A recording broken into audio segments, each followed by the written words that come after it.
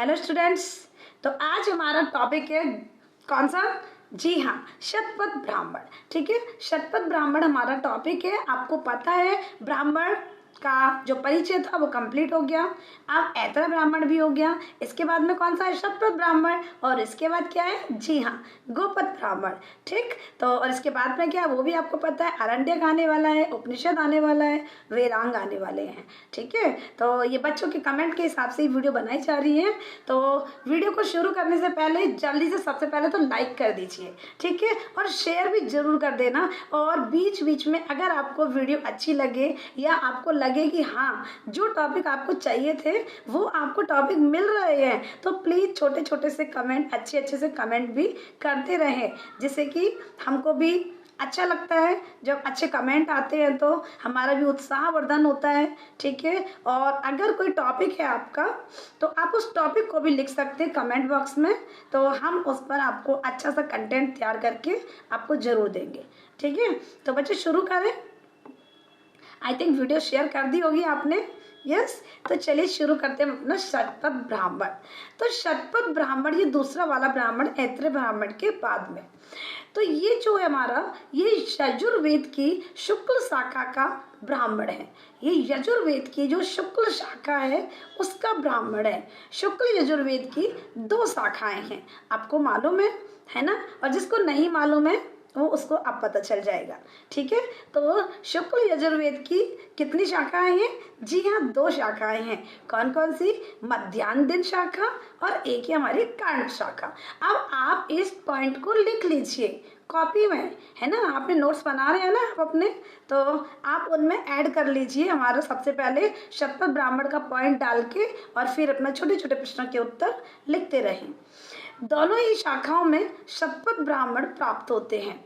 ठीक है, तो अब जो दोनों शाखाओं के जो शतपथ ब्राह्मण के विषय कैसे हैं? समान है, परंतु वर्णन का क्रम, विषय तो दोनों समान है लेकिन वर्णन का क्रम कांडों, अध्यायों और प्रपाठकों तथा काणिकाओं की संख्या में क्या है? असमानताएं हैं। ठीक है, ये चीजें समान नहीं है। अब असमानताएं कैसे?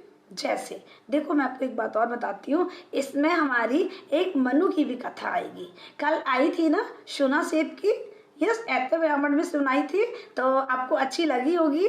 तो आज इसमें छोटी सी कथा आने वाली है मनु की, किस तरह से मछली और उनका संवाद होता है, क्या होता है वो हम आपको बताएंगे। ठीक है, तो सबसे पहले तो असमानताएं जान लेते हैं इनकी। तो असमानताएं कैसे कैसे हैं? जैसे मध्याह्न दिन शाखा के शतपथ ब्राह्मण में कितने कांड हैं? जी हाँ, 14 कांड हैं। लिख लीजिए। अध्याय कितने हैं? 100 अध्याय हैं। 438 ब्राह्मण हैं। 7624 काणिकाएं हैं। ठीक है, नंबर 2। अब जो काणव शाखा के शतपथ ब्राह्मण में 17 कांड हैं। ठीक है, ये देखो, मध्याह्न दिन शाखा और कांड शाखा दोनों की बात हो रही है। इसमें कितने कांड है और इसमें कितने कांड है? मध्याह्न दिन शाखा के जो शतपथ ब्राह्मण में 14 कांड है, जबकि काणु शाखा के शतपथ ब्राह्मण में 17 कांड है ना? आया ना अंतर? आप लाइन खींच के आप ऐसा भी कर सकते हो। यहाँ पे मध्याह्न दिन शाखा के शतपथ ब्राह्मण और यहाँ पर काणु शाखा के शतपथ ब्राह्मण। अब हम लिख सकते हैं इसमें मध्याह्न दिन शाखा के शतपथ ब्राह्मण में 14 कांड हैं। अब इधर लिखेंगे काणु शाखा के शतपथ ब्राह्मण में 17 कांड है। ठीक है, अंतर आया ना? इसमें 14 है, इसमें 17 है। आया अंतर? जी हाँ। अब अध्याय का अंतर, अध्याय कितने हैं? मध्याह्न दिन शाखा जो है, ये मध्याह्न दिन शाखा के शतपथ ब्राह्मण में 100 अध्याय हैं, और काणु शाखा के इसमें शतपथ ब्राह्मण में इसमें कितने अध्याय हैं? 104 अध्याय हैं। आया अंतर? जी हाँ। ऐसे ही ब्राह्मण, इस जो मध्याह्न दिन शाखा में 438 ब्राह्मण हैं, और वहीं पर दूसरी ओर काणु शाखा में 435 ब्राह्मण हैं।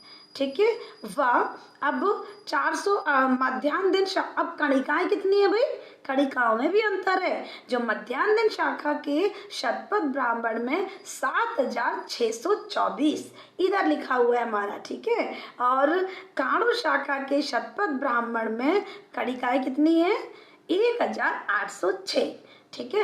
इस तरह से बीच में लाइन खींच के इधर मध्याह्न दिन शाखा के शतपथ ब्राह्मण में और इधर कांड शाखा के शतपथ ब्राह्मण में कांड भी अलग अलग है, अध्याय भी अलग अलग है, अलग अलग मतलब संख्याएं अलग है, ठीक है। ब्राह्मण की संख्या भी अलग है, एक नहीं है, और कणिकाएं भी अलग है। तो अगर आपको टॉपिक अच्छा लग रहा है तो प्लीज अब तो कमेंट बनता है ना, अब तो बनता है कमेंट, तो कमेंट जरूर करें। अगर आपको लग रहा है कि हाँ मैम अच्छा मतलब आपको समझ में भी आ रहा है और अंतर भी करने में क्या हमको इस तरह से प्रैक्टिकल हम करते हैं तो हमको जल्दी याद हो जाती है, क्लियर हो जाता है, ठीक है।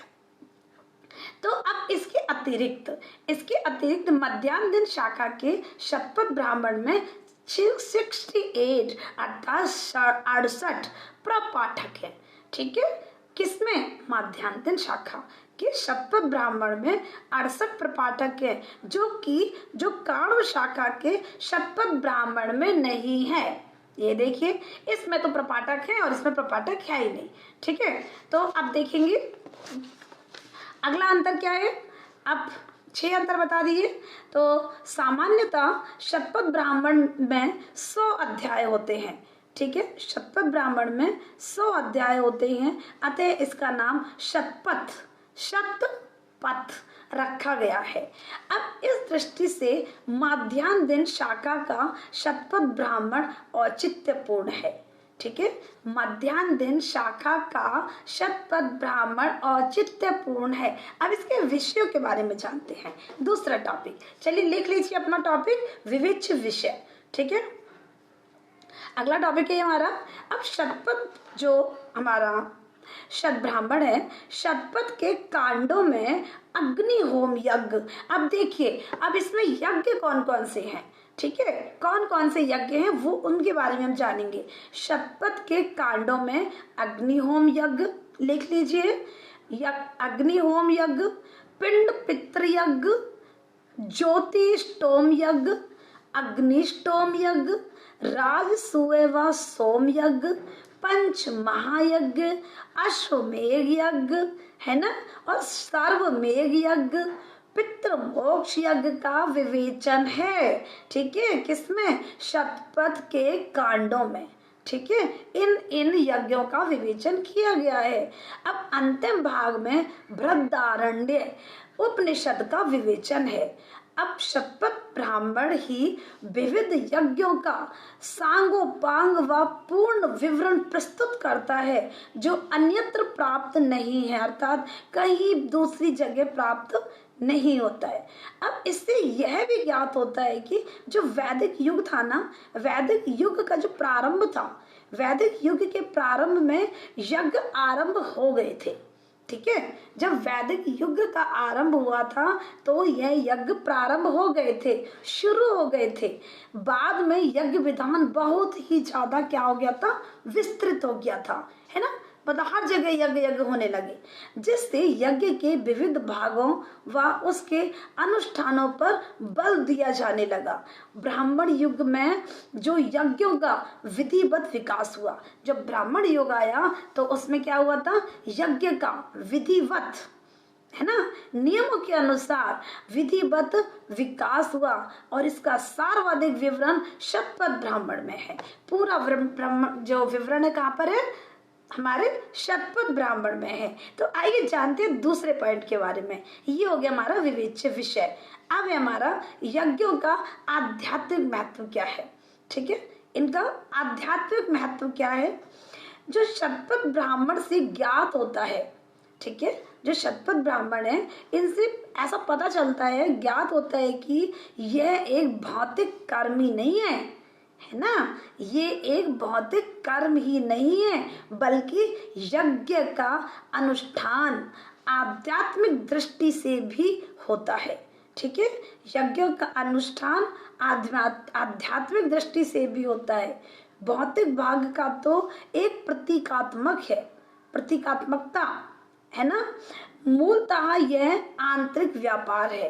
क्या है ये? यज्ञ आंतरिक व्यापार है। ये एक प्रश्न बन सकता है आपका, यज्ञ क्या है? यह एक आंतरिक व्यापार है। आंतरिक और बाह्य, दो होते हैं ना, एक तो आंतरिक और एक बाह्य, दोनों का यदि सामंजस्य रहे तो यज्ञ सर्वथा सफल होता है। सफल है यज्ञ हमेशा, लेकिन आंतरिक और बाह्य दोनों का सामंजस्य होना चाहिए। अगर दोनों का सामंजस्य नहीं है तो वह सर्वथा सफल नहीं हो सकता।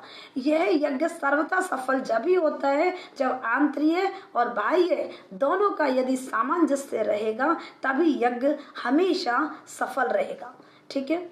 जिस प्रकार, अब उदाहरण के तौर पर मैं आपको बताती हूँ, जिस प्रकार क्या है, जिस प्रकार एक रथ को, है ना, एक रथ को चलाने के लिए दो पहियों की आवश्यकता होती है कि नहीं होती है ना।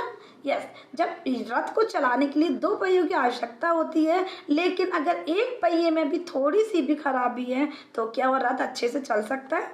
बहुत देर तक चल सकता है? नहीं चल सकता।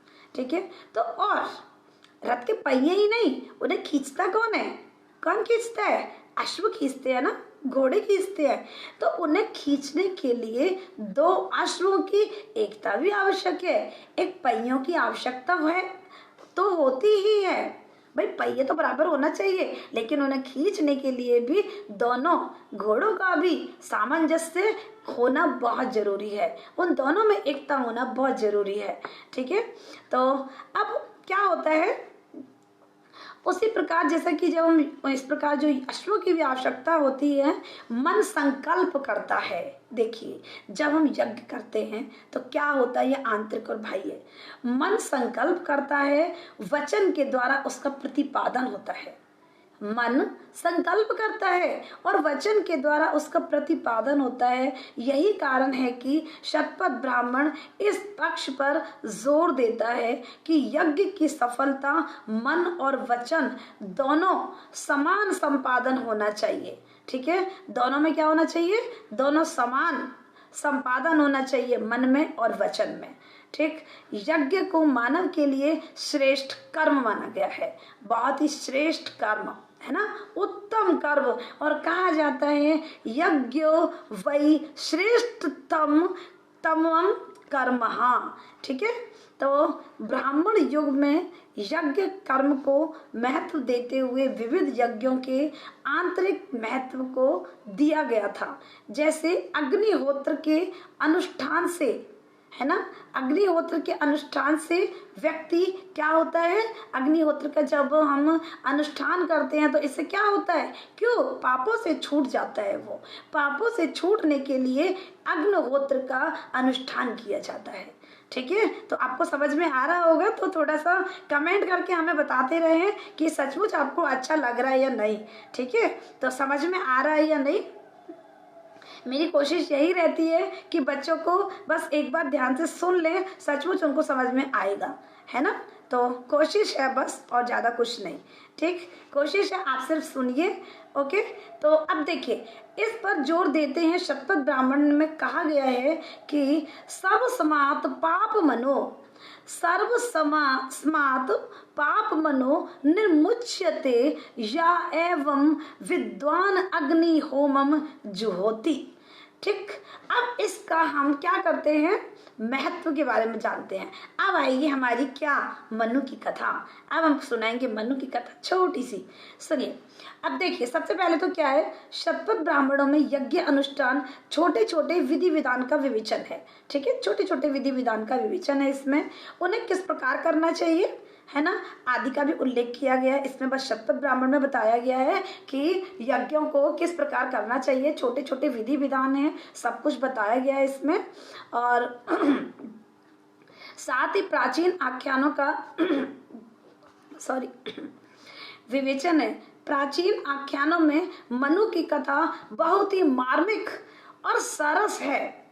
अब वो कैसे है, आपको आती भी होगी, बहुत सारे बच्चों को आती होगी, जिसको नहीं आती या जिसको आती भी है तो एक बार जरूर सुने। ठीक है। तो कहते हैं ना कि थोड़ा, अगर हम किसी चीज को बार बार सुनते हैं तो क्या होता है, वो हमेशा के लिए पर्याप्त, मतलब पक्का हो जाता है। ठीक है। तो सुने, तो मनु जो थे हमारे, मनु के शिष्य, ठीक है, मनु के शिष्य प्रातः सुबह सुबह हाथ पैर धोने के लिए जल ले आए। मनु के जो शिष्य थे, शिष्य उनके हाथ पैर धोने के लिए क्या ले आए? जल ले आए। अब हाथ पैर धोते समय मनु के हाथ में क्या आ गई? जब वो हाथ पैर धो रहे थे ऐसे करके हाथ में उनके में क्या आई थी? जी हाँ, कमेंट में बच्चे लिख रहे हैं मछली। वेरी गुड, ठीक है। तो हाथ में क्या आ गई थी? मछली आ गई थी, छोटी सी। ठीक, अब मछली आ गई। अब वह बोली, क्या मेरा पालन करो, मैं तुम्हें पार लगा दूंगी। अब सोचिए, हाथ में मछली, और मछली भी ऐसी नहीं मरी हुई, जिंदी, और वो बोलती है क्या? मेरा, हे राजन, हे मतलब जो ऋषि थे उनसे बोलती है वो, मेरा पालन करो, मैं तुम्हारा पार लगा दूंगी। मनु के पूछने पर उसने बताया, जब मनु ने पूछा ना क्या कब पार लगाओगी ऐसा वैसा जो भी है, तो उसने बोला, मछली ने, बाढ़ सभी को बहा के ले जाएगी, मैं तुम्हें उससे पार लगा दूंगी, है ना। बाढ़ आएगी और सबको बहा के ले जाएगी, लेकिन मैं तुम्हारी पार लगा दूंगी। मेरा पालन करते समय अन्य मछलियों का ध्यान रखना, छोटी मछली बड़ी मछली को खा जाती है ना। वो बताती है, पहले तुम मुझे घड़े में रखना, है ना, अभी तो छोटी सी है, तो छोटी सी मछली तो घड़े में आ जाएगी। तो उन्होंने बोला, पहले तुम घड़ा जो पात्र होता है पहले आप उसमें रखना मुझे, और फिर बड़ी जब मैं हो जाऊंगी फिर उसमें मुझे किस में रखोगे? जी हाँ, खाई में डाल देना, ठीक है। अब जब बड़ी हो जाए तो खाई में डाल देना, और जब और बड़ी हो जाएगी, है ना, जब और बड़ी हो जाऊं तो आप मुझे समुद्र में डाल देना। ऐसा बोलती है वो मछली मनु से। तब इस वर्ष बाढ़ आएगी, तुम नाव बनाकर मेरे सींग में बांध देना। उन्होंने बोला, नाव बना के मेरे सींग में बांध देना। मनु ने वैसा ही किया जैसा मछली ने बताया था। अब बाढ़ आने पर उसने मनु को पार उतार दिया। जब बाढ़ आई, जैसा जैसा मछली ने बोला था ना वैसा ही हुआ। अब बाढ़ आई तो वास्तव में सभी लोग बह गए थे, और उन्होंने क्या किया? उन्होंने वही किया जो उस मछली ने बोला था। मनु को उसने पार भी लगा दिया। वह मनु को हिमालय पर ले गया, जहां पर मनु ने नौका को वृक्ष से बांध ली। मनु ने क्या किया? नौका जो थी उसको वृक्ष से बांध दिया, और बाढ़ सभी को बहा के ले गई, है ना। केवल मनु ही शेष बचे थे, बस बाकी सब लोग बह गए थे उस बाढ़ में। मछली को इस सारी घटना का पता था कि ऐसे ऐसे होने वाला है, और जैसे मछली ने बोला था उन्होंने वैसा ही किया। इस प्रकार शतपथ ब्राह्मण में छोटे छोटे आख्यान हैं, है ना। इनसे क्या होती है? इनसे हमारे टॉपिक में सरसता आ जाती है ना, एक निखार आ जाता है, इंटरेस्ट बढ़ जाता है, ठीक है। तो जो आर्यव्रत में आर्य का प्रसार आदि शतपथ ब्राह्मण में ऐतिहासिक घटना प्रस्तुत है, ठीक है। तो मुझे आशा है आप सभी को ये घटना बहुत अच्छी लगी होगी, और आती भी है आपको, जिसको नहीं आती उन्होंने भी सुना है। वीडियो को शेयर जरूर करें, ठीक। और अब है हमारी भाषा शैली। अब इसकी भाषा शैली कैसी है वो तो आपको पता चल ही गया है भैया, कि भाषा कितनी बढ़िया है ना, कितनी अच्छी भाषा है। आप सभी को समझ में आ रही है, मुझे भी समझ में आ रही है। यस, तो प्राय शतपथ ब्राह्मण की भाषा कैसी हो गई? फिर सरल हो गई, है ना। तो पहला पॉइंट तुम्हारा ये हो गया कि शतपथ ब्राह्मण की भाषा सरल और सरस सुस्पष्ट है, ठीक है। और क्या है? छोटे छोटे वाक्य है, तो बड़े बड़े नहीं है जो कि किसको समझ में नहीं आ रहे, समझने के लिए हमें बहुत ज्यादा प्रयास करना पड़ रहा है, और छोटे छोटे वाक्य हैं। इसकी विशेषता है ये भाषा शैली की, है ना। तो वाक्य भी समास रहित है, इनमें समासों का प्रयोग नहीं किया है। प्राय गद्यात्मक सभी ब्राह्मण हैं। ब्राह्मण कैसे बताए थे हमने? गद्यात्मक, ठीक। संहिता के समान इसकी भाषा है, फिर भी प्राचीन शब्दों व धातुओं का प्रयोग न करके नवीन शब्दों का, नए नए शब्दों का प्रयोग किया है। संहिताओं की भाषा व पाणिनि की भाषा, एक तो संहिताओं की भाषा और हमारे पाणिनि जो हमारे ऋषि थे, मुनि थे, उनकी भाषा को जोड़ने का कार्य शतपथ ब्राह्मण जैसे ब्राह्मण ग्रंथों ने किया है। अब यज्ञ विधानों की नीरसता को दूर करने के लिए आख्यान प्रस्तुत किए गए हैं। भाषा शैली का एक उदाहरण और भी है, जैसा कि अब हम कह सकते हैं इस प्रकार जो शतपथ ब्राह्मण ब्राह्मण ग्रंथों में भी सभी दृष्टि से अत्यंत महत्वपूर्ण है। ठीक है, आप समझ गए होंगे इसके बारे में कि शतपथ ब्राह्मण में क्या क्या है, कितनी कड़िकाएं हैं, क्या क्या इनमें असमानता है, और मध्यान्ह दिन शाखा और काम्य शाखा उनमें कौन कौन से अंतर हैं। ठीक है, किस किस जगह पे अंतर है, कांडों में अंतर है, अध्यायों में अंतर है, प्रपाठकों में अंतर है। ठीक है, तो हमने सभी का वर्णन किया है आज। तो मुझे आशा है आप सभी को ये वीडियो बहुत पसंद आई होगी। तो बच्चों, और भी अगर आपके कोई टॉपिक हैं तो कमेंट बॉक्स में ज़रूर लिखें। मैं कोशिश करूँगी आपको अच्छे से अच्छा कंटेंट तैयार करके आप तक हम पहुँचाएंगे। ठीक है, तो वीडियो को लाइक करें, चैनल को सब्सक्राइब अवश्य करें और बेल आइकन को भी दबाएं, जिससे कि आपको न्यू वीडियोस की नोटिफिकेशन मिलते रहें। ठीक, तो मिलते हैं अगले टॉपिक के साथ, हमारा गोपथ ब्राह्मण के साथ। जब तक के लिए चैनल पर बने रहिए, सीखते रहिए, पढ़ते रहिए और चैनल पर बने रहेंगे। धन्यवाद।